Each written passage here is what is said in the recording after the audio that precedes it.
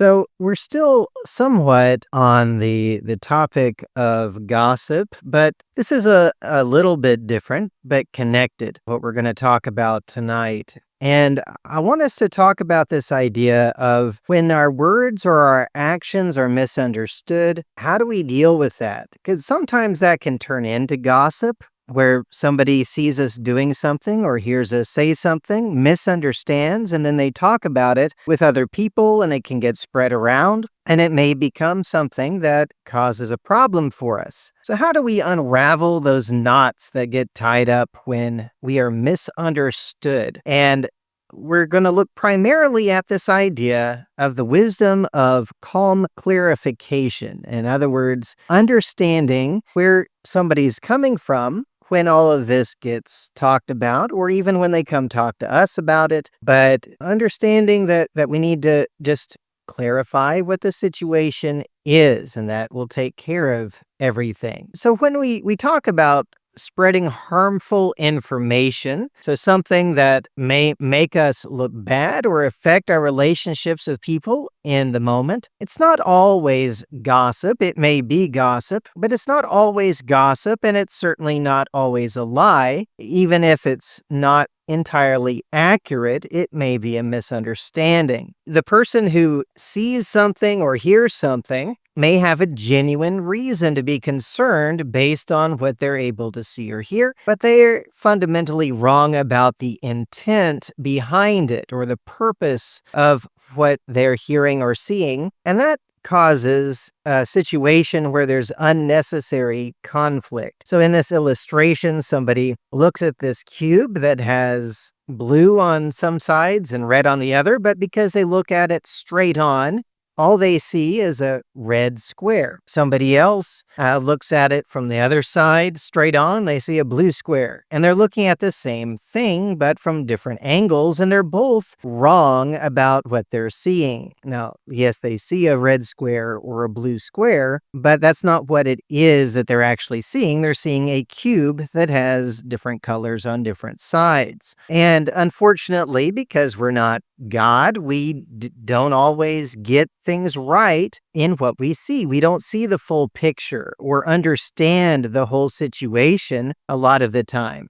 And it may be that we forget that we are probably missing some important information, and we can fall into the trap of giving a quick answer. We can say, well, okay, if that person's behaving like that, then here's the way things are, or oh, you're saying this. Well, let me go ahead and give you an answer where we're kind of in conflict with each other. But Proverbs 15 verse 28 says, "The heart of the righteous studies how to answer, but the mouth of the wicked pours forth evil." They're quick to say evil things, which we may be if we're responding to something that we think is against us or something. We may say something ugly. Well, that's never an appropriate response, but maybe it wouldn't even be considered an appropriate response by the wicked if they knew the whole situation. But they pour it forth. It just comes out quickly. But the righteous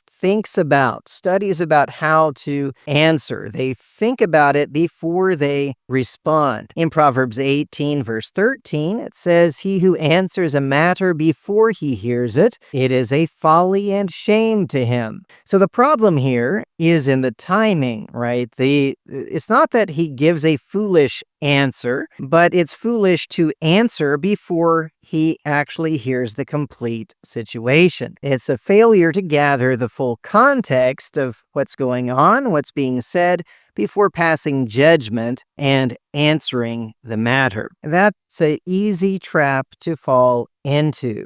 Just some simple illustrations. We do this as parents a lot of the time. If a child is taking a long time to finish a sentence, we just assume we know the end of the thought and we answer the question, even though it's not actually what the child was asking. Or a teacher if the student is having a hard time wording their question, the teacher may just assume that he knows what they're trying to ask and jump in to save time. And it's actually an inefficient thing to do, even though these examples may not be as bad as some other things that we might do, but it creates waste instead of efficiency. We're trying to save time and be more efficient, but we're spending time answering the wrong things, and then we have to start all over again when we find out that's not what they were talking about. And so that principle extends to judging actions as well. If we decide what someone's doing before we truly understand it, then again, it's inefficient because we're wasting time working on a situation that doesn't even exist, but it can be worse than just inefficient. It can cause a lot of conflict, and it's foolish if we actually jump to a conclusion before we hear the whole matter. Now, that doesn't mean that we can't have an idea of what's going on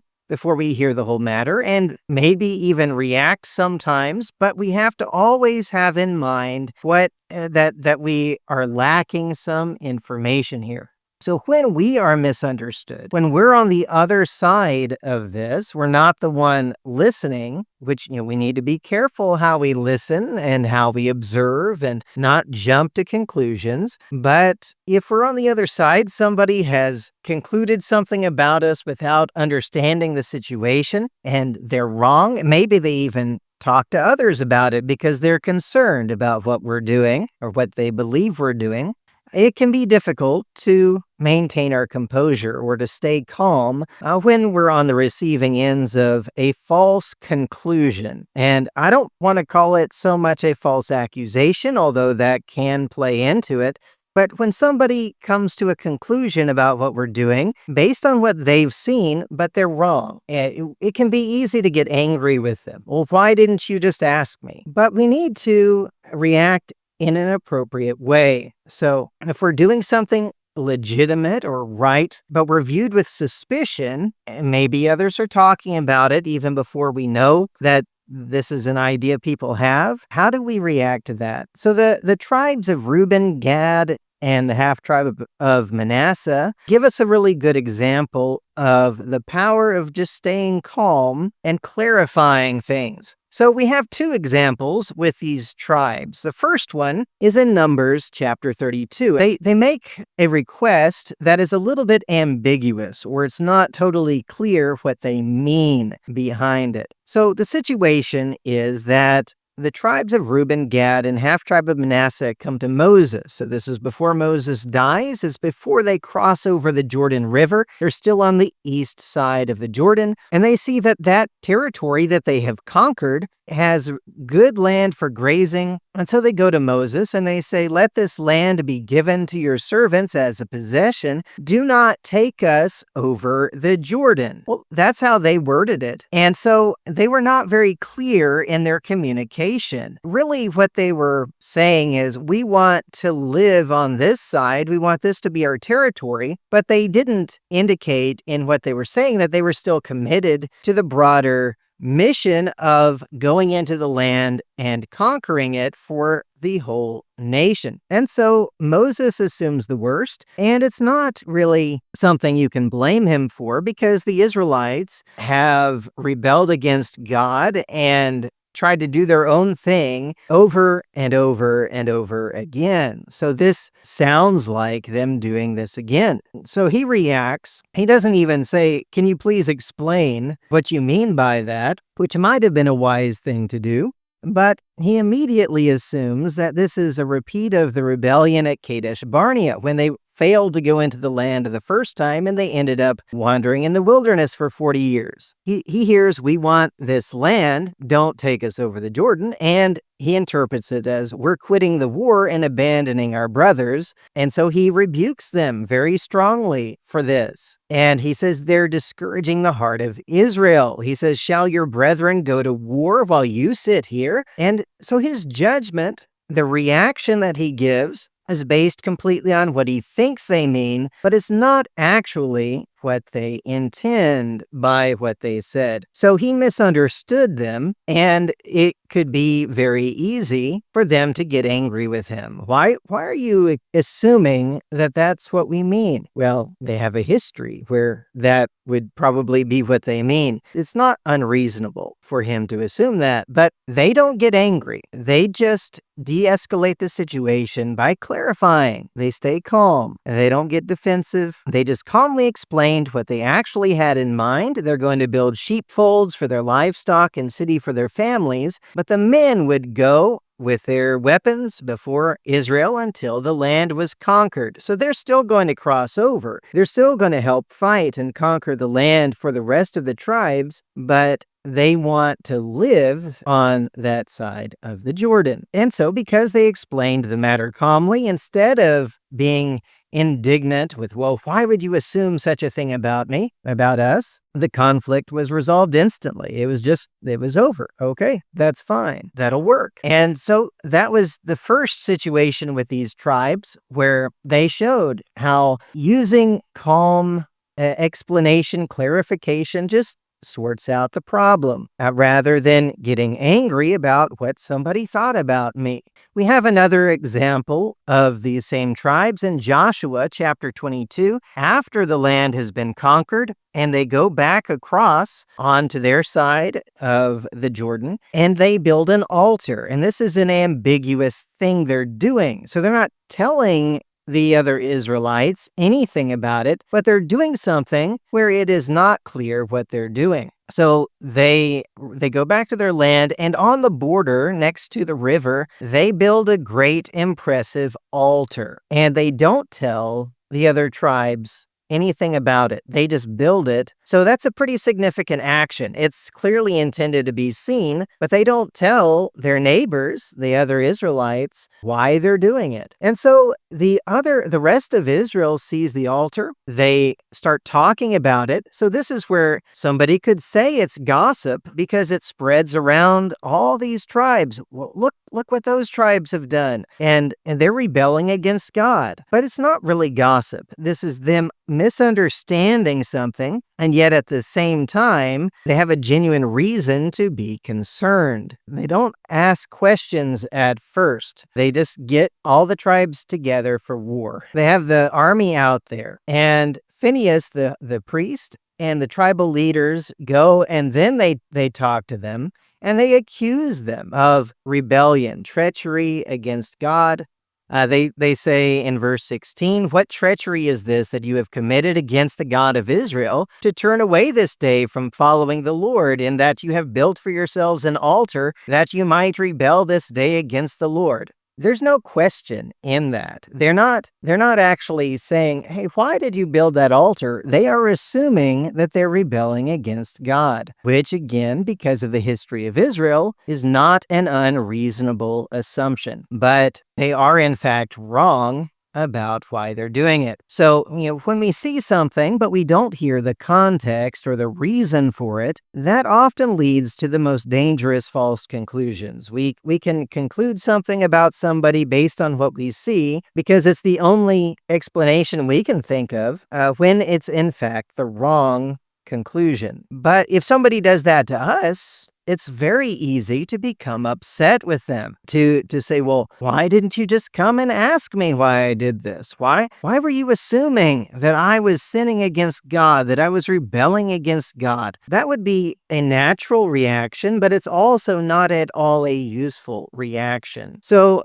what we find is that they say that this is not an altar for sacrifice. It's an altar of witness. They don't get angry with them or say, how dare you accuse us of these things? They just calmly explained that it was not for burnt offerings. We're not going to sacrifice anything on this altar. They said it's a witness between us and you, the tribes on the other side of the river, to ensure that future Israelites could not say, you have no part in the Lord. So, we have the tabernacle of the Lord, or later the temple of the Lord. We have the altar, and you can't come and worship with us. You live on the other side of the Jordan River. You're not part of us. So they built the altar as a sign. So you see the altar here that looks like the altar you guys worship at? Well, we don't worship at this one. We worship at the same one you do, but this is a witness that we are part of you, that we belong to the Lord as well, and we can worship there along with you. And so that explanation satisfied everybody. And so what was going to be civil war just evaporated very quickly because they explained calmly what they meant to do. They clarified. They just used wisdom and explained what they were doing. So in the first part, in Numbers, they stated what they wanted, their desire,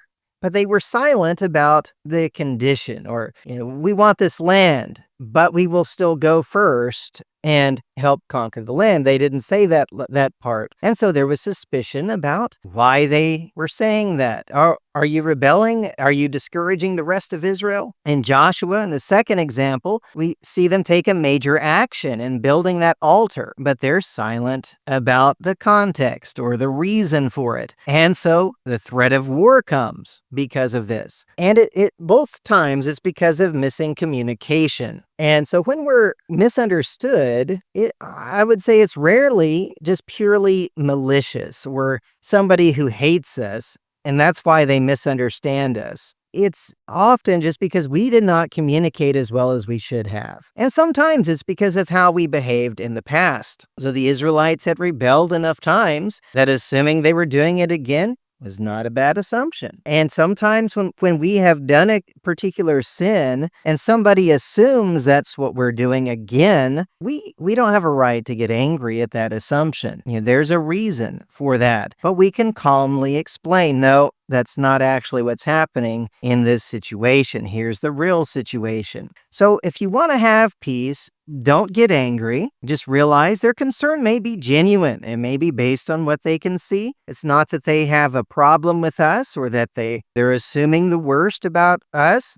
They've seen something that concerns them. And we should not counterattack. If they're accusing us and we become angry, that will only seem to validate their suspicion. Oh, you're reacting like that? Well, that means that you must be guilty. Now, that doesn't necessarily mean somebody's guilty, but that's how it feels when you're talking to somebody, and it's not helpful at all.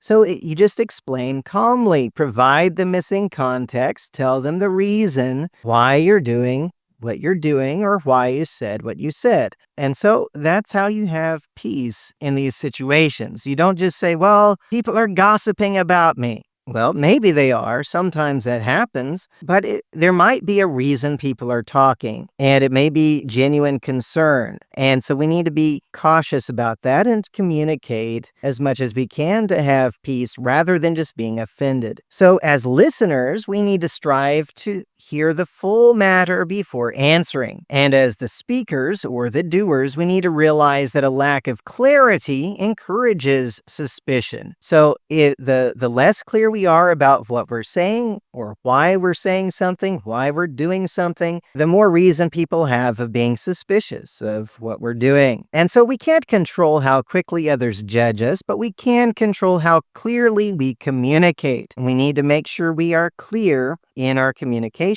and know that to have peace, that doesn't mean there's never any misunderstanding. But when there is a misunderstanding, we stay calm and explain things. And that's how we can have peace in these types of situations. So gossip is a real problem, but we need to also understand that there's genuine reasons people may come to conclusions and sometimes even spread that around depending on the situation where it's not gossip, and we need to have a patient, calm way of dealing with it and have the wisdom to clarify the situation. All right, that is my class for tonight. Thank you.